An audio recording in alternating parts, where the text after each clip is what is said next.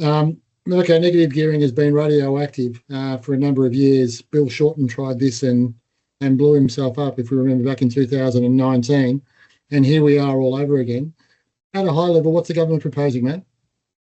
Well, look, this is a controversial one, and always has been every time it's been flagged. But they're actually pushing forward with it. And negative gearing, just for in absolute simplicity, is people borrowing money to invest and then using the losses on that investment to offset income, across their entire structures.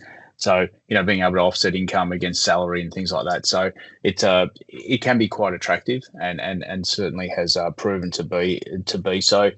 What the government's looking at doing is basically removing negative gearing for new purchases of established properties. So, the home that's already in place and you're looking at sort of buying and negative gearing, they're getting rid of all of that. And basically the real target here is that what they're trying to do is sort of say, we will allow you to negative gear, but we want to do so in the sense of new builds moving forward. So the idea, the theory here is that if we can encourage new supply, it may go somewhat towards that 75,000 homes that we need built with the undersupply, may give opportunity for young people that are struggling to get into the property market today to actually be able to sort of do that and afford to be able to do that. So quite an interesting change there for all those people that have fallen on the floor because they're part of those million people that hold negative geared properties.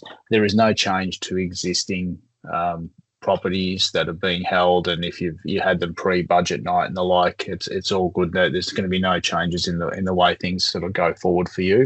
It really is from last night moving forward. If you do buy a property between now and the 1st of July next year, you actually can negative gear it in that sense, but that will then stop. So significant change on that front for all, and and then sort of questions beg, is the intended purpose going to work? Directing it towards new supply. Does this create unintended consequences? And what does it do for the established market as well?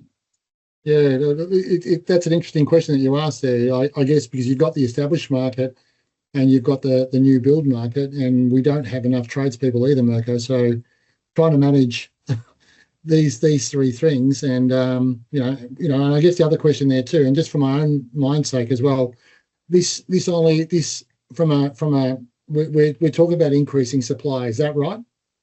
Yeah, that's the idea. So, allow people to negative gear into new homes, and hopefully encourages more building and the like, more house land packages, more developments of existing sites, and things like that. Into multi developments. That the idea is that we're encouraging the growth of that sector. And yep. the end game is hopefully allows people that feel like they're not able to get into the market to be able to get into the market. Okay. So just to clarify, so if I was in my own house and wanted to knock down my existing house and build a new house, that wouldn't be negative gearing. But if I was to knock down my house and build a dual lock or two houses, then all of a sudden that would be negative gearing because I'm increasing the supply. Is that right? Yeah, correct. That's how they've sort of defined what a new dwelling is and the like. So, you sort of expect to see a lot of off the plan action and things like that occur. I just thought of something as I was saying that. What does that do to the stamp duty take of say state governments if all of a sudden there's a whole heap of off the plan stuff going on? I dare say that's going to hurt.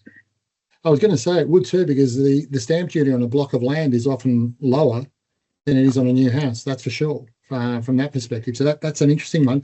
Do you think, Mirko, like given the practical impact, do you actually think that we're going to see a change in investor behaviour as a result of this? Is it something which is going to be where investors go, I'm done with property, I'm going to go do something else? Do you think there might be another beneficiary in all this? Yeah, look, potentially, and just sort of thinking through, what the opportunity set is, and there's been no talk about negative gearing getting wiped out for other asset classes apart from, sort of, existing dwellings. So all of a sudden, if a person has the equity, has the capacity to borrow, does margin lending into investments, equities, managed funds, etc., does that become in favour all of a sudden as well? Does doing things through superannuation become opportunistic? So I think that some of the unintended consequences, if you like, will be money may be redirected elsewhere. Yeah, no, absolutely. Look, thanks for that.